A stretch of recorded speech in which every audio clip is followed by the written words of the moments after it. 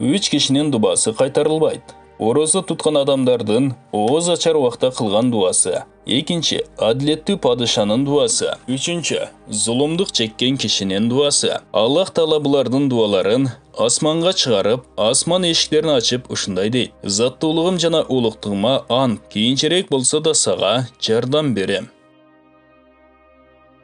Абу Хурайра радиаллаху анхудан риваят: үч кишинин дубасы шек күмөнсүз кабыл болот. Биринчи, Аллахты көп зикир кылган инсандын дуасы. Экинчи, зулумдук чеккен кишинин дуасы.